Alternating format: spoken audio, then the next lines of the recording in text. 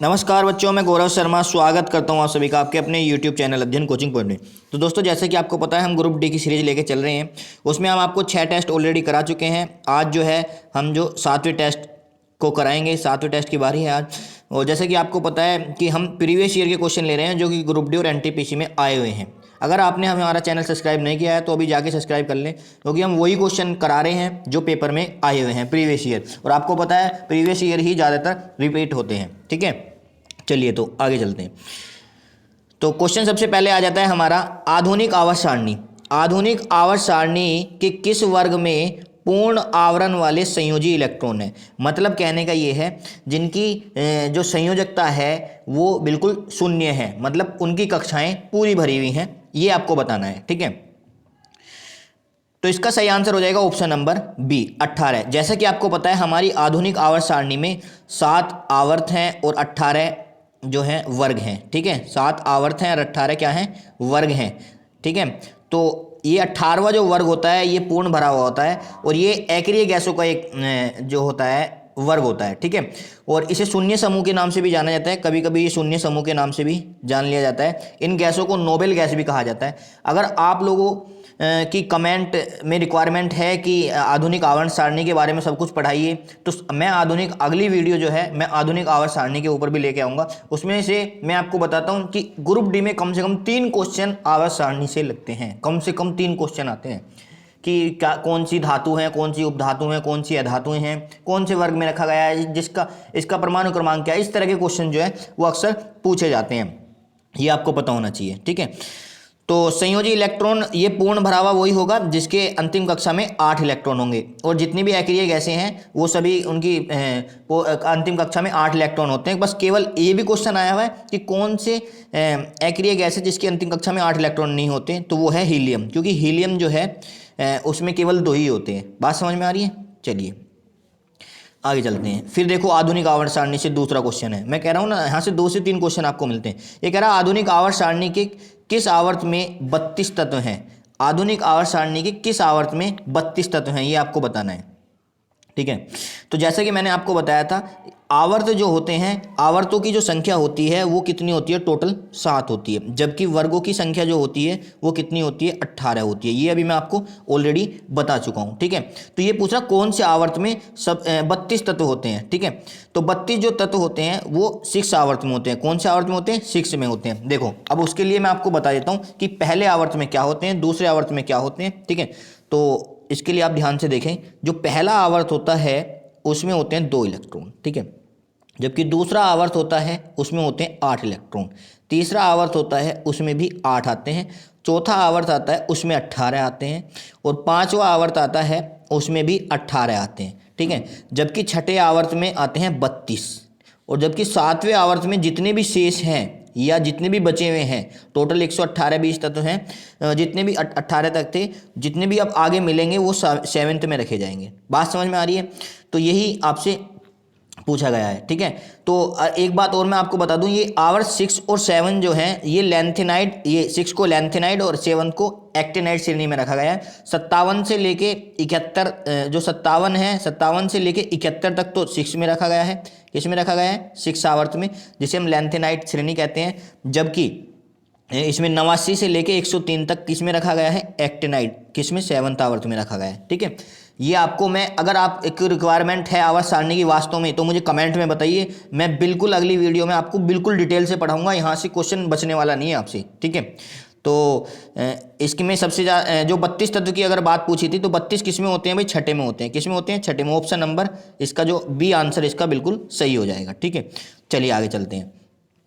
निम्न में से किस प्रकार का प्रजनन, निम्न में से किस प्रकार के प्रजनन में पूर्ण वयस्क, मतलब पूर्ण वयस्क छोटे जीव अपने जनक शरीर से अलग हो जाते हैं। मतलब ये कह रहा है कि ऐसा कौन सा प्रजनन है जिसमें जो पूर्ण वयस्क शरीर से छोटे जीव जो हैं वे अपनी जो मतलब पैतृक शरीर को छोड़ देते हैं। अभी ये पूछ रहा है, उनसे बिल्कुल अलग होकर एक नया जीव बनाते हैं। तो बताइए, तो कौन से में बनाते हैं, ये बहुविखंडन में बनाते हैं, मुकुलन में बनाते हैं, या पुनर्जनन में बनाते हैं, या विखंडन में बनाते हैं। बिल्कुल, इसका सही आंसर हो जाएगा ऑप्शन नंबर बी, बडिंग। इसको बोलते हैं मुकुलन, मुकुलन या बडिंग के नाम से भी ये आ जाता है, ठीक है, मुकुलन या बडिंग। इसमें क्या होता है, छोटे जीव जो है अपने जनक शरीर जो उनका जिससे वो पैदा हुए हैं उससे अलग हो जाते हैं और एक नया जीव बना लेते हैं, ठीक है।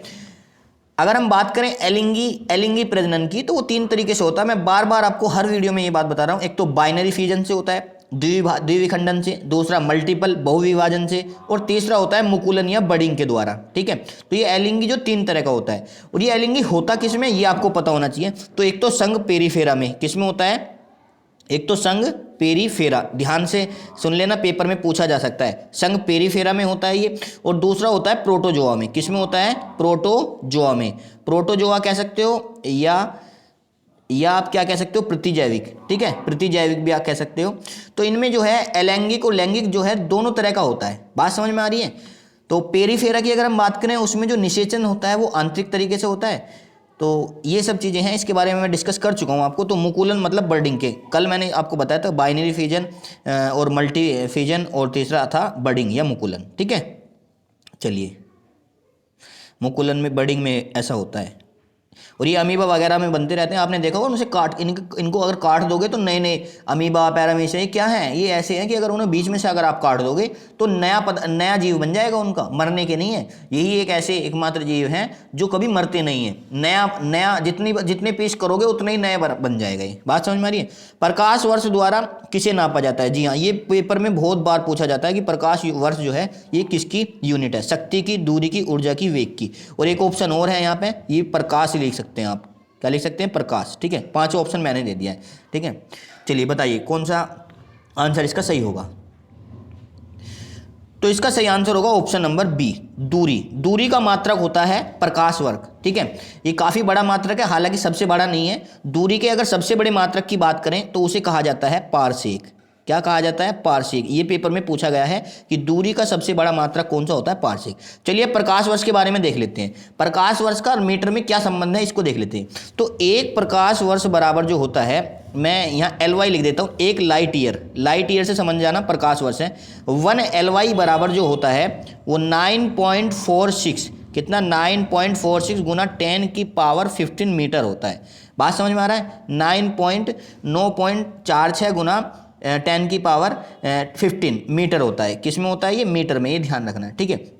अब एक लाइट ईयर में और पारसेक में क्या वो है, तो एक पारसेक बराबर जो होता है, एक पारसेक बराबर होता है 3.46 लाइट ईयर। बात समझ में आ रही है। कभी कभी ये रिलेशन भी आपसे पूछ सकता है कि एक पारसेक कितने प्रकाश वर्ष के बराबर होता है, 3.26, 46 नहीं है, 26 से गलत हो गया, 3.26, ठीक है, ध्यान रखना है। अब 3.26 के उसमें लाइटिंग ईयर की वैल्यू अगर आप रखोगे तो इसका जो आंसर आने वाला है वो आएगा 3.08 गुना 10 की पावर 16, ठीक है, इतने मीटर आएगा। अगर मीटर में निकालोगे आप तो ये मीटर में आएगा इसका आंसर, एक पारसेक बराबर इतने मीटर होता है।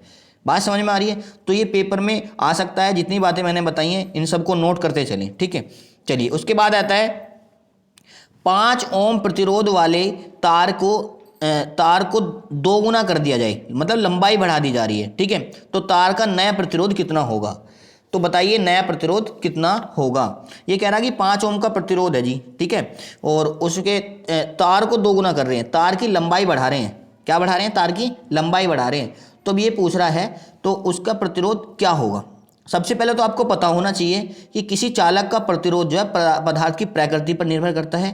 प्रतिरोध जो उसकी लंबाई के समानुपाती होता है। अगर आप आप लंबाई बढ़ा रहे हो तो उसका प्रतिरोध भी बढ़ेगा, सिंपल सी बात है, प्रतिरोध भी बढ़ेगा। तो कैसे आप निकालेंगे बताइए ज़रा। तो मैंने आपको बताया था जो उसका जो फॉर्मूला होता है, R बराबर रो L अपॉन A होता है। क्या होता है, रो L अपॉन A होता है, ठीक है। तो इसका सही आंसर क्या हो जाएगा बताइए।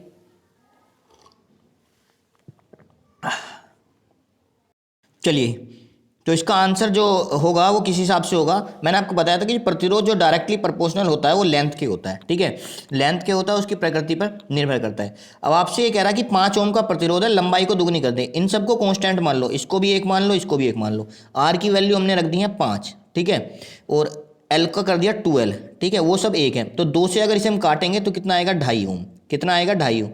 तो मतलब कहने का ये है, अगर लंबाई को आप दुगना कर रहे हैं लंबाई को अगर आप दुगुना कर रहे हैं, भाई पहले 5 ओम का था आपका, ठीक है, 5 ओम का था, और आपने जो है अब लेंथ को दुगुना कर दिया। क्या कर दिया?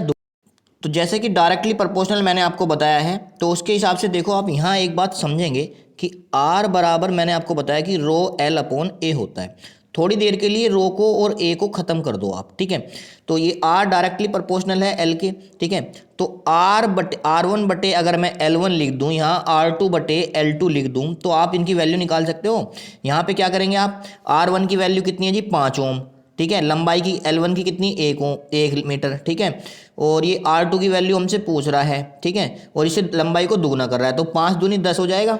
तो R2 बराबर कितना आ जाएगा? 10 ओम। R2 बराबर कितना आएगा? अगर 5 ओम के प्रतिरोध वाले तार को दुगना कर रहे हो तो उसका जो प्रतिरोध हो जाएगा वो भी दुगना हो रहा है, तो 10 ओम आ जाएगा। ऑप्शन में कोई सा भी आंसर नहीं है, पहले के लिए लिख देते हैं, तो इसका आंसर पहला हो जाएगा। यहाँ पे 10 ओम लिख लेना, ठीक है। तो ऑप्शन चारों ही गलत थे। चलिए आगे चलते हैं। उसके बाद क्या कह रहा है? स्टारफिश प्लेनेरिया निम्न में से किस प्रक्रिया द्वारा उत्पन्न होते हैं? जो स्टारफिश होते हैं, जैसे हाइड्रा हो गया तुम्हारा, स्टारफिश हो गया, प्लेनेरिया, इनमें निम्न में से किसके द्वारा जो उत्पन्न होते हैं ये आपको बताना है, ठीक है। तो इसका सही आंसर है ऑप्शन नंबर डी, पुनर्जनन के कारण। किसके कारण होते हैं भाई? हाइड्रा, स्टारफिश, प्लेनेरिया, ये सब किसके द्वारा उत्पन्न होते हैं? ये होते हैं पुनर्जनन के कारण, ठीक है। और ये कौन से संघ का है? स्टारफिश की अगर हम बात करें, वो कौन से संघ का जीवाणु है? तो वो है इकाइनोमेर्टा। किसका? इकाइनोमेर्टा। कभी कभी पूछ लिया जाता है, इकाइनोमेर्टा संघ का प्राणी है ये, ठीक है। और प्लेनेरिया किसका है? ये है प्लेटीहेमिल्थीज। एक इस तरह का जीव है, इसका नाम है प्लेटीहेमिल्थीज। क्या है? प्लेटीहेमिल्थीज, ठीक है, याद रखनी है ये बात। उसके बाद हाइड्रा के कौन से संघ का है? वो निडेरिया संघ का है। हाइड्रा जो है वो निडेरिया संघ का है। कौन से का? निडेरिया। तो ये पूछा है कि उत्पन्न किस तरीके से होते हैं? ये जो उत्पन्न होते हैं पुनर्जनन के कारण होते हैं, ठीक है। और निडेरिया संघ के जो जीव हैं वो अलैंगिक प्रजनन से आप कह सकते हो। अलैंगिक प्रजनन में 3 चीजें होती हैं, उसके अंदर भी मुकुलन द्वारा, बडिंग के द्वारा, ठीक है। जबकि लिंगी में अगर बात करें तो वो लिंगी प्रजनन की अगर हम बात करें तो वो होंगे युग्मकों द्वारा, क्योंकि युग्मकों के द्वारा ही तो लिंगी प्रजनन होता है जब निषेचन वगैरह होता है, ठीक है। प्लेनेरिया जो है एक स्वतंत्र जीव भी है, ये आपको ध्यान रखना है। चलिए आगे चलते हैं। निम्न में से कौन सी वस्तु में स्थितिज ऊर्जा है? बिल्कुल, बहुत ही बढ़िया इंपॉर्टेंट क्वेश्चन है, बहुत ही बढ़िया, ठीक है। देखो, स्थितिज ऊर्जा की सबसे पहले आपको डेफिनेशन का पता होना चाहिए कि जब किसी वस्तु में उसकी विशेष कंडीशन या विशेष अवस्था या स्थिति के कारण कोई उसमें कार्य करने की अगर क्षमता आ जाए, उसे हम स्थितिज ऊर्जा कहते हैं। जैसे एक चाबी वाली गाड़ी है, उसमें चाबी भर के छोड़ दो, तो अभी उसको रोक रखा है आपने, तो स्थितिज ऊर्जा है उसमें। बात समझ में? कोई आपने हथौड़ा उठा लिया, हथौड़ा उठा के आपने रोक रखा है, ऊपर उठा रखा है, अभी मारा नहीं है, तो वहाँ क्या है? इसकी स्थितिज ऊर्जा है। बात समझ में आ रही है? एक स्प्रिंग है, स्प्रिंग को आपने खींच के पकड़ रखा है, अभी छोड़ा नहीं है, तो हमने वहाँ पे कैसी ऊर्जा है? स्थितिज ऊर्जा। जैसे ही आप छोड़ोगे तो गति की अवस्था में आ जाएगी। तो ये क्या है? स्थितिज ऊर्जा की एक विशेष कंडीशन बन गई कि वो अब गति करने वाली है, या वो उसके अंदर ऊर्जा आ गई है कि वो कुछ भी करेगी। बात समझ में आ रही है? तो इसको कहते हैं क्या? स्थितिज ऊर्जा। तो स्थितिज ऊर्जा उसने पूछा है, चलती गोली में तो गतिज होता है, उठाया हुआ हथौड़ा इसका सही आंसर होगा, ऑप्शन नंबर बी, ठीक है। बात समझ में आ रही है? जबकि तीनों में गतिज ऊर्जा है। निम्न में से क्या आर्किमिडीज के सिद्धांत पर आधारित नहीं है?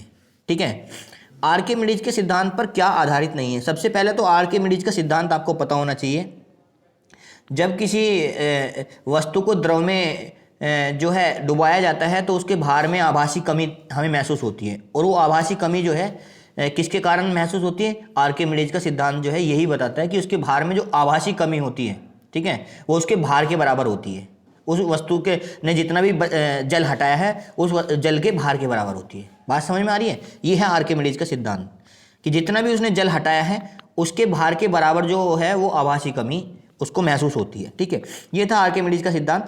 तो ये किस पर आधारित है? ये उत्प्लावक बल पर आधारित है। कल मैंने इसके बारे में बताया था कि उत्प्लावक बायंसी फोर्स होता क्या है, ठीक है। जैसे ही आप कोई वस्तु जो है पानी में डालते हो तो पानी जो है उस वस्तु को ऊपर को उठाने की कोशिश करता है, तो ऊपर को और लगने, पानी के द्वारा ऊपर की ओर लगने वाला जो बल है उसे कहते हैं आप बायंसी फोर्स या उत्प्लावक बल, क्या कहते हैं, ठीक है। अगर हम डेंसिटी की बात करें, तो इसकी जो डेंसिटी वो किससे नापी जाती है? हाइड्रोमीटर से। अपेक्षित घनत्व किससे नापा जाता है? हाइड्रोमीटर से नापा जाता है, ठीक है। जबकि अगर हम बात करें जो पहिए, ये तो हाइड्रोमीटर इसका सही आंसर होगा, ठीक है। फिर अगर हम बात करें ओडोमीटर की, तो ओडोमीटर का क्या होता है? ये ओडोमीटर क्या नापता है? जो पहिए वाली गाड़ी होती है उसमें उसकी दूरी नापने के लिए कितनी दूर चलेगा, मतलब जैसे बाइक वगैरह में जो लगे होते हैं, ये ओडोमीटर ही तो लगे होते हैं कि कितनी दूरी आप चल के आए हो, ठीक है। मीटर जो होता है वो ओडोमीटर ही है। बात समझ में आ रही है? उसके बाद में इसने अगर हम इसकी पनडुब्बी की बात करें, तो पनडुब्बी भी जल से रिलेटेड है। इसमें क्या है? पेरिस्कोप पनडुब्बियों में लगाया जाता है और इसकी सहायता से क्या पानी के अंदर की दृश्य को देखा जा सकता है। लैक्टोमीटर, ये भी एक द्रव, तो ये कहीं ना कहीं लैक्टोमीटर जो है ये अपेक्षित घनत्व नापता है। लैक्टोमीटर जो है दूध वगैरह का, ठीक है। और ये पनडुब्बी भी पानी से रिलेटेड है और हाइड्रोमीटर भी पानी से रिलेटेड है, ठीक है। ओडोमीटर की बात करें तो ये पानी से रिलेटेड नहीं है, ये आपने देखा होगा। तो इसका सही आंसर होगा ऑप्शन नंबर थर्ड। इसका सही आंसर होगा ऑप्शन नंबर थर्ड। चलिए आगे चलते हैं। उसके बाद कह रहा है ये कि निम्न में से किन युग्म की एसआई यूनिट समान है? कौन सा ऐसा युग्म है जिसकी एसआई यूनिट समान है? सबसे पहले यहाँ संवेग दे रखा है। संवेग होता है P बराबर एम वी। क्या होता है? P बराबर एम वी। एम मतलब द्रव्यमान, वी मतलब आपका चाल, ठीक है। तो क्या हो जाएगा? किलोग्राम मीटर प्रति सेकंड। जबकि बल की यूनिट जो होती है F बराबर एम में होता है, F बराबर एम ए। तो इसका किलोग्राम मीटर प्रति सेकंड स्क्वायर आएगा, तो ये तो आंसर गलत हो गया, ठीक है। बल और दाब ये भी बिल्कुल एक से नहीं, क्योंकि जो दाब होता है वो फोर्स अपॉन एरिया होता है, ठीक है। तो वहाँ से मीटर स्क्वायर निकल के आएगा प्रति मीटर स्क्वायर, तो गलत हो जाएगा। कार्य और ऊर्जा, ये बिल्कुल सही आंसर है। कार्य और ऊर्जा, ठीक है। किया गया कार्य जो है वो ऊर्जा के बराबर होता है, ये तो आपको पता ही है, ठीक है। U बराबर एम जी एच या W बराबर एम जी एच, बात एक ही है, ठीक है। बल और दूरी तो कहीं तक भी ये नहीं है, ठीक है। चलिए उसके बाद बात करते हैं। कह रहा कि 12 किलोग्राम द्रव्यमान की एक वस्तु भूमि से एक निश्चित ऊंचाई पर है। यदि वस्तु की स्थितिज ऊर्जा कितनी है? 480 जूल है। तो वस्तु की भूमि से ऊंचाई ज्ञात करो। वस्तु की भूमि से ऊंचाई, अभी मैंने आपको बताया कि फॉर्मूला होता है स्थितिज ऊर्जा का, U बराबर एम जी एच। इसको थोड़ा ऊपर लिख देता हूँ, फिर आने का नहीं है। U बराबर क्या होता है जी? M G H. क्या होता है? U बराबर एम जी एच। जबकि इसने U की वैल्यू दे रखी है 480, ठीक है। उसके बाद m की वैल्यू दे रखी है 12, g की वैल्यू दे रखी है 10, तो h पूछ रहा है। सिंपल सी बात है, 0 से 0 कट गई और 12 चौक 48, तो h बराबर कितना आ गया जी? h बराबर 4 मीटर आ गया। h बराबर 4 मीटर आ गया। mgh मतलब m मतलब किलो वो द्रव्यमान है, g मतलब गुरुत्वीय त्वरण है, और जो h मतलब हाइट है, और u स्थितिज ऊर्जा है, ठीक है। तो 4 मीटर की हाइट से जो है वो गिरा रहा होगा उसे, ठीक है। तो इसका सही आंसर होगा ऑप्शन नंबर थर्ड, 4 मीटर की, ठीक है। चलिए उसके बाद ये आता है नेक्स्ट क्वेश्चन। देखो फिर आ गया एक, ये इलेक्ट्रॉनिक विन्यास आ गया, नहीं आ गया? आवर्त सारणी से बहुत क्वेश्चन आते हैं। तो ये कह रहा कि एक तत्व का इलेक्ट्रॉनिक विन्यास 2 8 6 है, 2 और 8 10 और 6 16 है। तो यह किस आवर्त से संबंधित है? ये भी आपको पता होना चाहिए कि किस तरह से, अगर आपकी रिक्वायरमेंट है, अगर आप चाहते हैं कि मैं ये सब चीज़ कराऊँ आपको, तो बिल्कुल मैं आपको करा सकता हूँ कि कौन से आवर्त में है, कैसे इसे निकालते हैं। फिलहाल आपको इसको नॉर्मल तरीके से देखें, ठीक है। तो सबसे पहले आपको पता होना चाहिए कि क्या आया है ये, इसका इलेक्ट्रॉनिक विन्यास 2 8 6 16। 16 किसका परमाणु क्रमांक होता है, ठीक है। कमेंट बॉक्स में आप सभी को बताना है कि 16 किसका परमाणु क्रमांक होता है, ये मैं नहीं बताऊंगा, ठीक है। पर हाँ, अगर आपने वीडियो के लिए बारे में कहा तो मैं जरूर इसकी वीडियो लेके आऊँगा आपके लिए, ठीक है, ठीक है। तो अब आपको पता होना चाहिए किसी सेल और सब सेल में जो इलेक्ट्रॉनों का वितरण होता है वो परमाणु इलेक्ट्रॉनिक विन्यास के आधार पर ही जो है बताया गया है। बात समझ में आ रही है? तो ये आपको बताना है कि 2 8 6 16, ये तो पता चल गया। तो पहला तो ये तो गड़बड़ है ही, क्योंकि ये समूह 16 का दिख रहा है कि 2 8 6 आ रहा है। ये कौन से समूह का, ये आपको बताना है। तो समूह 16 का तो है, और जो समूह 16 के तत्व हैं उनको कहा क्या जाता है, ये भी आपको पता होना चाहिए। उनको कहा जाता है चैल्कोजन। क्या कहा जाता है जी? चैल्कोजन कहा जाता है। बात समझ में आ रही है? जबकि जो 17 है उन्हें हैलोजन कहा जाता है, ये आपको पता होना चाहिए, ठीक है। जबकि 15 के समूह को क्या कहा जाता है? 15 वालों को कहा जाता है निकोजन। क्या कहा जाता है? निकोजन। ये जानकारी आपको नहीं होगी, आप इसी से समझ सकते हैं कि मैं कितनी बढ़िया तरीके से आपको ये सब पढ़ाने वाला हूँ। तो इसका जो सही आंसर होगा वो ऑप्शन नंबर डी होगा, क्योंकि समूह 16 2 8 6 आ रहा है, तो समूह 16 और आवर्त कौन सा होगा? ये तीसरा आवर्त होगा। कैसे होगा ये मैं आपको जब पूरी वीडियो लेके आऊँगा तब बताऊँगा, ठीक है। चलिए आगे आ जाते हैं। उसके बाद हमारे शरीर की हड्डियों में कौन से ऊतक पाए जाते हैं। जो हमारे शरीर की हड्डियां हैं उनमें कौन से ऊतक पाए जाते हैं ये आपको पता होना चाहिए।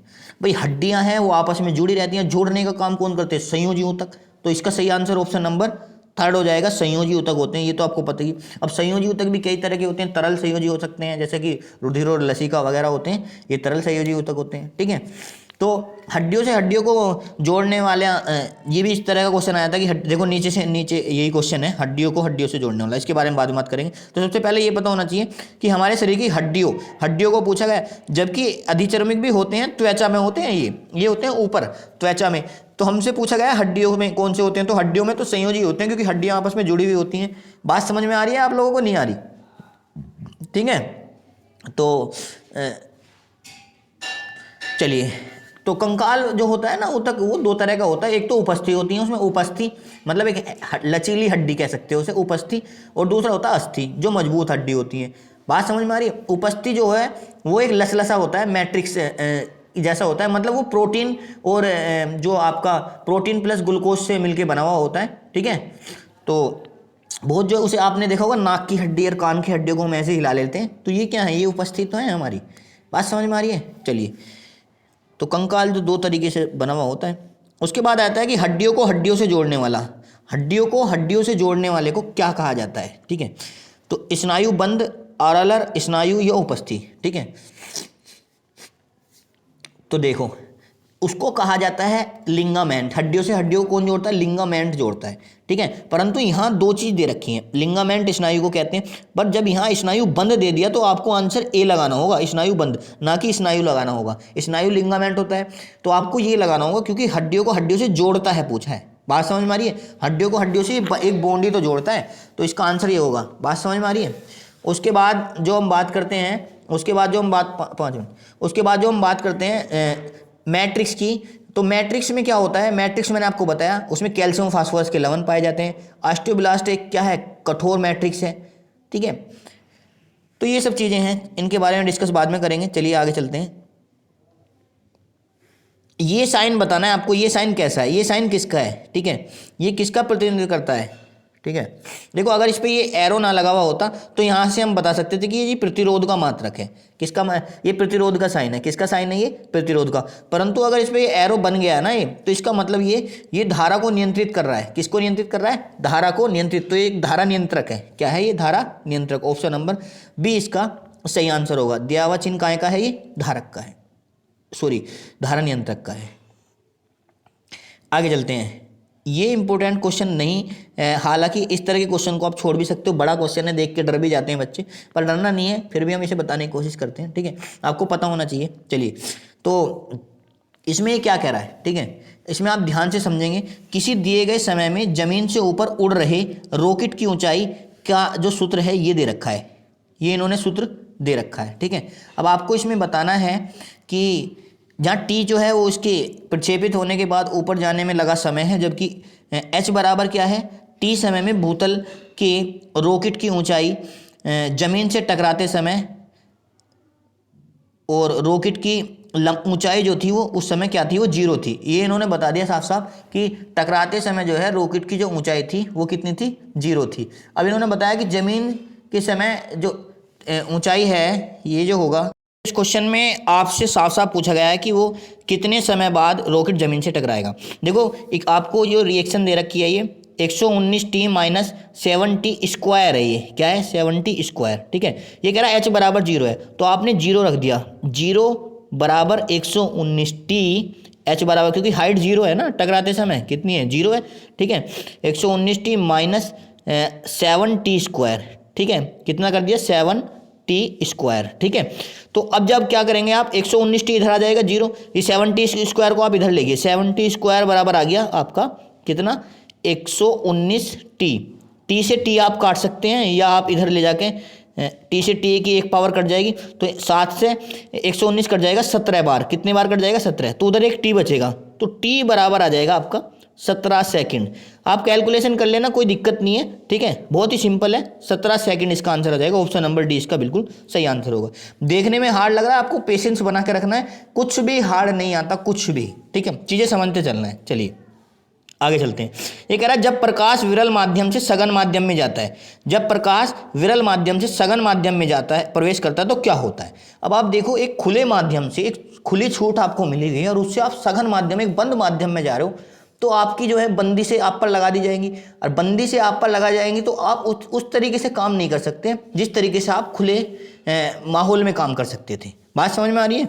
तो ये आपको पता होना चाहिए कि क्या होगा प्रकाश के साथ में। अब जब खुले में तो वो कितनी भी तेज भाग सकता है, बंद में तो उसको रुक रुक के चलना पड़ेगा। तो सिंपल सी बात है, इसकी गति कम हो जाती है। ऑप्शन नंबर 1 इसका सही आंसर होगा। ठीक है, जिन्होंने ध्यान से पढ़ा होगा लाइट, वो बिल्कुल सही इसका आंसर बता सकते हैं। ठीक है, तो आप लोगों को क्या क्या रिक्वायरमेंट है मुझे कमेंट बॉक्स में बताते चलें, मैं आपकी सभी प्रॉब्लम जो है सोल्व करता चलूँगा। ठीक है, उसके बाद नेक्स्ट क्वेश्चन आ जाता है, निम्न में से कौन सी क्रिया अत्यधिक ऊष्माक्षेपी है। कौन सी ऐसी क्रिया है जो अत्यधिक ऊष्माक्षेपी है।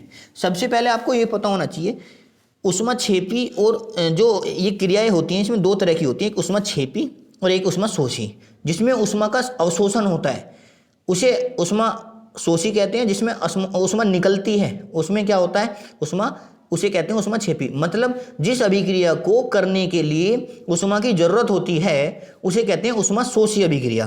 ठीक है, जबकि जो ऊष्मा छोड़ती है, जिसमें ऊष्मा निकलती है, उसे कहते हैं ऊष्माक्षेपी अभिक्रिया। क्या कहते हैं उसे, ऊष्माक्षेपी अभिक्रिया। ये आपको पता होना चाहिए। तो अब आप एक बात बताइए, कौन सी सबसे अधिक है, ये आपसे पूछा गया है। ठीक है, तो मैं आपको बताऊं, सबसे ज़्यादा जो ऊष्मा जो देते हैं, आपने देखा होगा कि ये जो जितने भी एसिड होते हैं वो बहुत ज़्यादा ये एकदम फूंक देते हैं। आपने देखा होगा तेजाब एक तरीके से कहीं भी डल जाए तो वो उस जगह को जला देता है, बिल्कुल बहुत ज़्यादा ऊष्मा, इतनी ऊष्मा उत्पन्न करता है कि वहाँ से जो है जल जाता है। बात समझ में। तो सबसे ज़्यादा जब यहाँ हमारे पास सल्फ्यूरिक दे रखा है, सल्फ्यूरिक अम्ल, तो इसी में ही सबसे ज़्यादा होगी ना। आपने देखा होगा, वैसे भी ये प्रबल अम्ल है, प्रबल अम्ल तो आपको पता है बहुत तगड़े होते हैं। ठीक है, तो इसे अगर आप जल में डाल रहे हो तो क्या है, वो बहुत ज़्यादा ऊष्मा निकलती है। क्या निकलती है, बहुत ज़्यादा ऊष्मा निकलती है। बात समझ में आ रही है। चलिए, तो ये सबसे सही इसका सटीक आंसर होगा। जबकि जो है और भी उदाहरण है, और भी इसके ऐसे उदाहरण हैं जिसमें निकलती है। ठीक है, पर ये सबसे सटीक आंसर है। चलिए, उसके बाद ये 1 किलोवाट, देखो ये बदल बदल के क्वेश्चन पूछा जा रहा है। पिछले सेट में ये पूछा गया था कि 1 किलोवाट में कितने वाट होते हैं। अब ये पूछ लिया गया कि 1 किलोवाट में कितने जूल होते हैं, जबकि ये मैं आपको बताऊं, ये 1 किलो वाट नहीं है, ये एक A1 kWh और होना चाहिए, 1 किलोवाट घंटा, जब भी तो आपको बता सकते हो। तो 1 किलोवाट घंटे में आप कितने बताएंगे भाई। 1 किलोवाट घंटे को देखो हम ऐसे सोल्व करेंगे, 1 घंटे में कितने जो होते हैं भाई, 1 किलोवाट में कितने वाट होते हैं, पहले तो ये पता होना चाहिए। तो ये हो गया तुम्हारा 1000 वाट। कितने होते हैं, 1000 वाट। जबकि 1 घंटे में कितने सेकंड होते हैं, 3600 सेकंड। बात समझ में आ रही है। अब आप देख रहे होंगे ये 36 और 2 जीरो ये रही, 3 जीरो, तो ये कितना बन गया है, 36 के आगे 5 जीरो, कितनी, 36 के आगे 5 जीरो। कभी कभी ये भी इस तरह से भी आ जाता है कि 3.6 गुना 10 की पावर 6, कितना आ जाता है, 3.6 गुना 10 की पावर 6 जूल आ जाता है। बात समझ में आ रही है, ये आपको पता होना चाहिए। कभी कभी इस तरह से पेपर में आ जाता है। ठीक है, तो इसका सही आंसर अभी फिलहाल जो होगा ऑप्शन नंबर बी होगा, 36 के आगे 5 जीरो। बात समझ में आ रही है, क्योंकि एक वाट में, 1 किलो वाट में कितने वाट होते हैं, 1000 वाट, और 1 घंटे में कितनी सेकंड होती है, 3600 सेकंड। सही है। चलिए, जी की एसआई यूनिट, जी जो होता है गुरुत्वीय त्वरण होता है। ठीक है, जी की एसआई यूनिट जो है वो त्वरण, नॉर्मल त्वरण जो होता है उसकी एसआई यूनिट के बराबर होती है। बिल्कुल भाई, गुरुत्वीय त्वरण को जी से डिनोट करते हैं और नॉर्मल त्वरण को ए से, एक्सेलरेशन। ठीक है, तो उसके बराबर होती है बिल्कुल। तो उन्होंने पूछा होती क्या है वो, तो वही होती है मीटर प्रति सेकंड का, जो मीटर प्रति सेकंड होती है वो किसकी होती है, वेग की। और गुरुत्वीय जो एक्सेलरेशन क्या होता है, एक्सेलरेशन बेसिकली होता क्या है, ठीक है, क्या होता है कि change in velocity with respect to time, मतलब वेग परिवर्तन की दर को क्या कहते हैं हम, त्वरण कहते हैं। तो वेग का मात्रक कितना होता है भैया, मीटर प्रति सेकंड, और उसके बटे में एक और टी लग जाएगा तो मीटर प्रति सेकंड स्क्वायर हो जाएगा। मतलब मीटर प्रति सेकंड के अगर आप बटे में एक और सेकंड लगा दें, ठीक है, यही तो होता है भाई गुरुत्वीय त्वरण का क्या होता है, वेग परिवर्तन बटे समय, तो ये हो जाएगा मीटर प्रति सेकंड का स्क्वायर। बात समझ में आ रही है। तो इसका सही आंसर कौन सा होगा, ऑप्शन नंबर ए। ठीक है, चलिए आगे चलते हैं। ये कह रहा है कि परिसंचरण के बारे में निम्न में से कौन सा विकल्प सही नहीं है। कौन सी बात सही नहीं? ये कह रहा है एक वयस्क मनुष्य जो है उसके शरीर में रक्त की मात्रा 5 से 6 लीटर होती है, बिल्कुल सही बात है। परिसंचरण तंत्र में कुल भार का 7 से 8% होता है, बिल्कुल सही बात है। जो ब्लड होता है वो 7 से 8% तक होता है। ये कह रहा है कि आरबीसी कनिकाओं की आयु 115 से 120 दिन होती है, बिल्कुल सही बात है। ये भी बिल्कुल सही बात है। तो ऑप्शन नंबर 4 इसका आंसर सही होगा। फिर ऑप्शन नंबर 4 इसका सही। ये कह रहा है इसमें केवल रक्त की श्वेत प्रवाही संयोजी ऊतक है, जबकि ऐसा गलत है। ये कह रहा है कि श्वेत प्रवाही मतलब व्हाइट सेल जो वही है। अरे ब्लड भी तो यार आरबीसी होती है उसमें, वो भी तो क्या नाम है, एक रक्त संयोजी है। बात समझ में आ रही है? तो सफ़ेद तो वे हो गई आपकी। ये कह रहा रक्त ही, इसमें कह रहा केवल रक्त ही सफ़ेद का, जबकि लसिका भी होती है भैया। भाई एक रुधिर होता है, एक लसिका होती है। लसिका में भी तो वाइट द्रव बहता है, इसमें रक्त में कैसा बहता है? लाल बहता है। ठीक है, आगे चलते हैं। बड़े परमाणुओं वाले तत्वों से बने बंध कैसे होते हैं, ये आपसे पूछ रहा है। बड़े परमाणुओं वाले बंधों से जो बने तत्व होते हैं वे कैसे होता है, ये पूछा है। ठीक है, चलिए बताइए। तो इसका जो सही आंसर होगा वो होगा ऑप्शन नंबर बी, जो बड़े परमाणु होते हैं। ठीक है, बड़े परमाणु जो है वो बहुत कमज़ोर होते हैं उनके बंध। ठीक है, कैसे आपने देखा होगा भाई, जो बड़े परमाणु से बने वाले तत्व हैं उनके जो बंध होते हैं वो कमज़ोर होते हैं। ठीक है, कमज़ोर क्यों होते हैं इसका रीज़न बताएंगे आप मुझे। ठीक है, इसका रीज़न सीधा सीधा आप जो है मुझे बताएंगे क्या होगा कमेंट बॉक्स में। ठीक है, क्योंकि जो बड़ा परमाणु होता है उसे तोड़ने में आसानी होती है थोड़ा सा, और जबकि छोटे जो वैसे होते हैं ठोस वाले उसमें बहुत ज़्यादा लोड लगाना पड़ता है। तो इलेक्ट्रॉनों का पुनर्वितरण अगर आपको पता हो वो किसके हिसाब से भरा जाता है? बॉन्ड के हिसाब से भरा जाता है। अगर हम हाइड्रोजन बॉन्ड की बात करें तो एक कमज़ोर जो आपका इलेक्ट्रोस्टैटिक अट्रैक्शन फोर्स है उसमें क्या होता है, सहसंयोजन बंध जो है वे कमज़ोर होते हैं। बात समझ में आ रही है? जैसे हाइड्रोजन बंध जो है वो किस किस में, सिर्फ फ्लोरीन में, ऑक्सीजन में और नाइट्रोजन, इस तरह के यौगिकों में पाया जाता है। देखा होगा आपने, HF बनता है, H2O बनता है। ठीक है, आपने देखा है ना ये भाई, हाइड्रोजन बंध किसके साथ बनता है? HF बनता है, H2O बनता है, नाइट्रोजन के साथ भी बनता है। ठीक है, तो ये होता है। ठीक है, नाइट्रोजन के साथ क्या बनेगा भाई?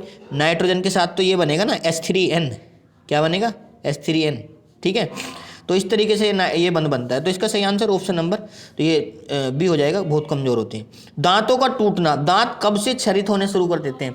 पहली बात तो आपको पता होना चाहिए कि दांतों का सबसे ठोस जो पदार्थ दांतों में होता है वो इनेमल होता है। क्या होता है? इनेमल। ये पेपर में पूछा गया है कि हमारे शरीर का सबसे जो ठोस पदार्थ है ना वो इनेमल है। क्या है? और वो दांतों में लगा होता है। ठीक है, वैसे तो आपको पता होना चाहिए उनमें फास्फोरस वगैरह मिला होता है। ठीक है, कैल्शियम फास्फेट का बना हुआ होता है ये इनेमल।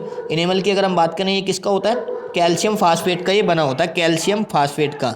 हमारा इनेमल जो है वो कैल्शियम फास्फेट का बना होता है और ये सबसे कठोर पदार्थ है, ये पता होना चाहिए आपको। ठीक है, तो अगर इसका pH मान जो है वो 5.5 से कम हो जाता है तो ये जो है दांत जो है झड़ना शुरू हो जाते हैं। मतलब जैसे देखा होगा आपने, दांत खाने साइड से जो है ना, जैसे कह देते हैं कीड़ा लग गया, ये लग गया, तो जो है वो क्षरण उनका शुरू हो जाता है।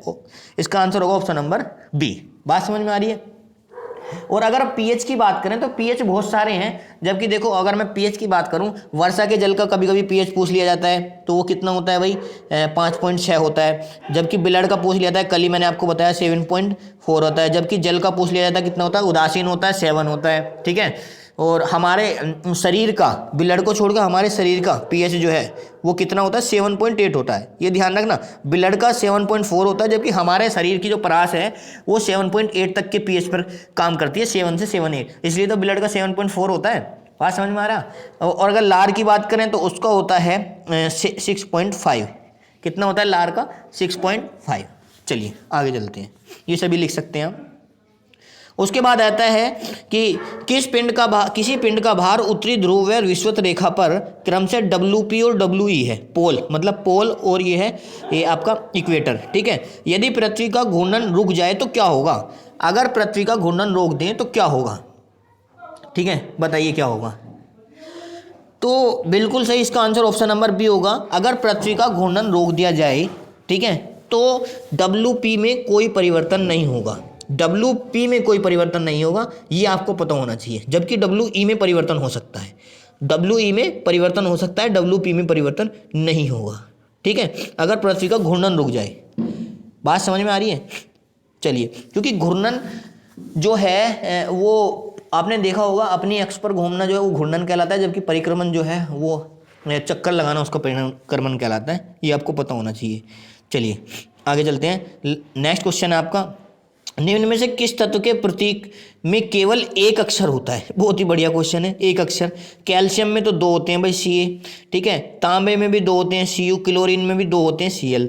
बचा क्या? कार्बन। कार्बन में 1 होता है। बहुत आसान क्वेश्चन पूछ लिया, ऑप्शन नंबर 3 इसका सही आंसर होगा। चलिए उसके बाद बात करते हैं, लास्ट क्वेश्चन आपका है ये। इसमें क्या पूछा कि निम्न प्रतीक, यह प्रतीक किसका है? आप इसमें दिख रहे होंगे, इसमें एक ही इलेक्ट्रॉन आपको दिख रहा है। ठीक है, तो किसका प्रतीक है ये बताइए। 4 ऑप्शन है आपके, एक किस में होता है? हाइड्रोजन में। तो सही आंसर इसका ऑप्शन नंबर 1 होगा। सिंपल क्वेश्चन था। ठीक है, ऐसे ऐसे क्वेश्चन भी आपसे पूछ लेते। दोस्तों अगर आपको हमारी ये वीडियो अच्छी लगी तो प्लीज़ लाइक करें, शेयर करें। कमेंट में कोई भी प्रॉब्लम हो तो हमें बताएं, ताकि हम आपकी प्रॉब्लम का सोल्यूशन कर सकें। और मुझे ज़रूर कमेंट में ये बता दीजिए कि आपको आवर्त सारणी का वीडियो चाहिए या नहीं। धन्यवाद।